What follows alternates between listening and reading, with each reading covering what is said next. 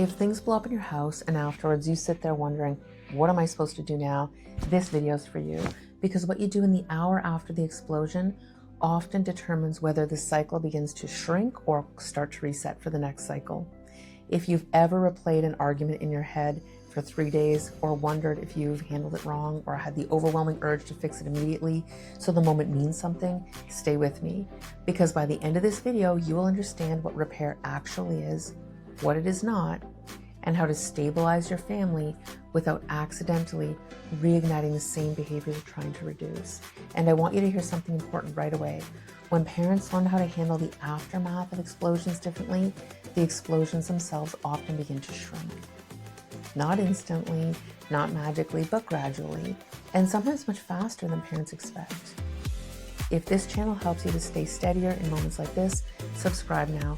These videos build on each other, and this particular shift changes more than most parents realize. In this space, we protect dignity, yours and your child's, especially when behavior is hard. We believe structure is stabilizing. We believe calm is leadership. We believe fear distorts perception. This is where parenting becomes steadier, more intentional, more grounded.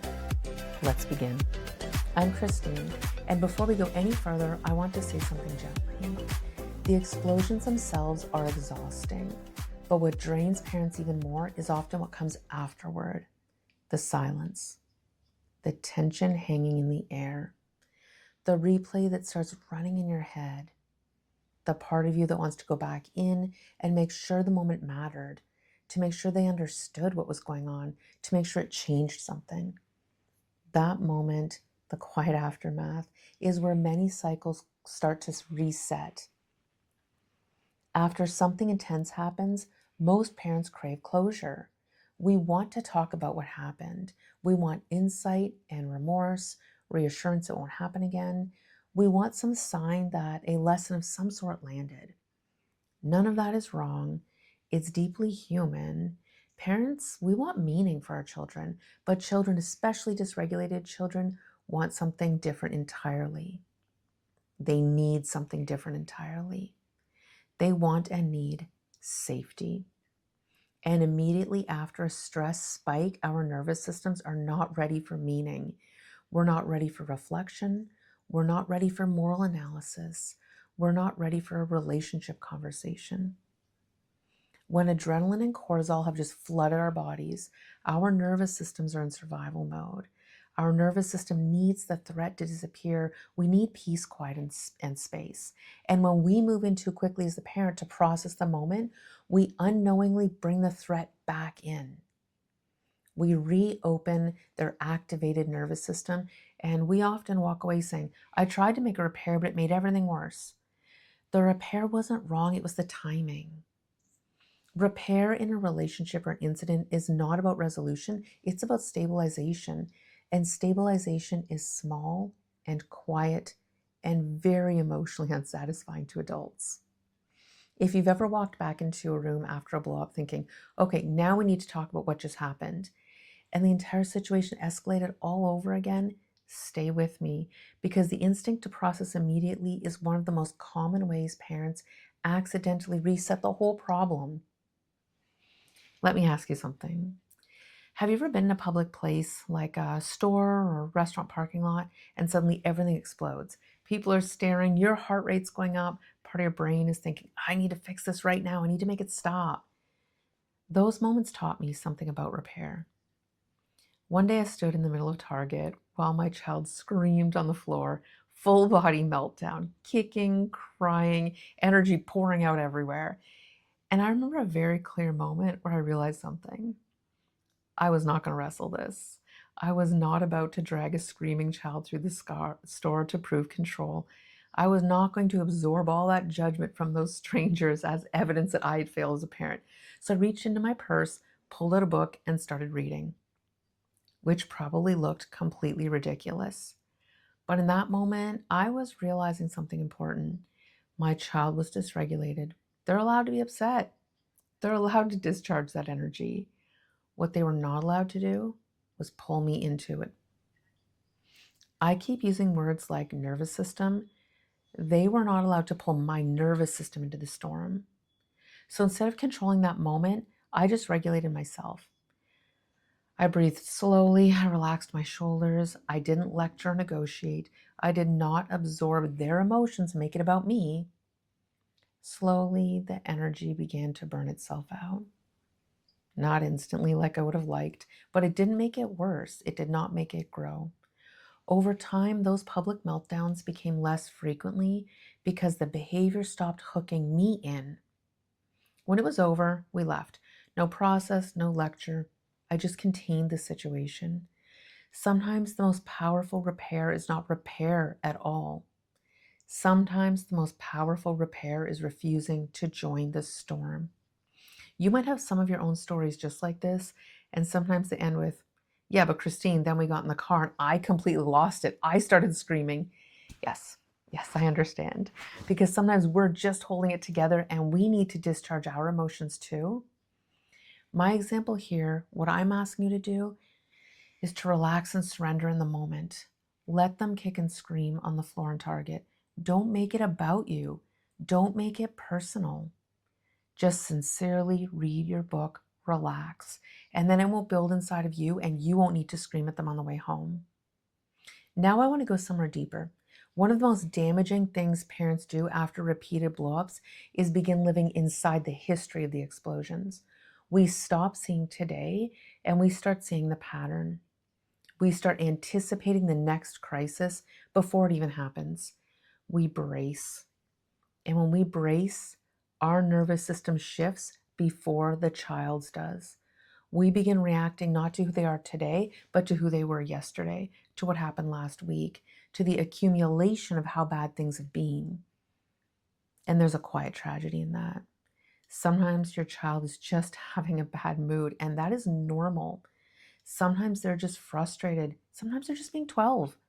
But because we have lived through severe dysregulation with them, every moment starts to feel like the beginning of another explosion. And suddenly they never get to just mess up. They never get to just be irritated. They never get to just have a normal teenage eye roll without you tightening internally. When we live in the past, we rob both of us of today. Repair means learning to say something simple but powerful. That was yesterday. Today is today.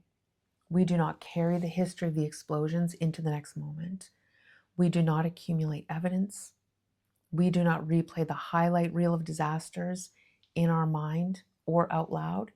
We just regulate this moment, not the imagined future, not the remembered past.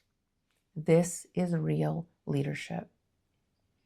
If you cannot let go of what happened yesterday and it is triggering you quickly today, you really need to be seeing an individual therapist. This is really hard work, and PTSD is a real thing. Now back to repair. Repair is much smaller than most people expect. It sounds like, do you want to clean that up together? I love you. It's been a hard day. How about ice cream tonight? That's it. No lecture, no emotional autopsy, no extracting apologies. You restore rhythm, you restore predictability, and you move forward. Understanding comes later on, sometimes days or weeks later, sometimes never in the way we hope for. Repair is not about emotional satisfaction. Repair is about the family system calming down, the nervous system calming down, the child calming down.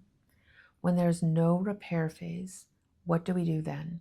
There are seasons when repair doesn't exist yet, where their dysregulation lasts for hours, when there's violence, when screaming goes until midnight. You're not in repair, you're in stabilization.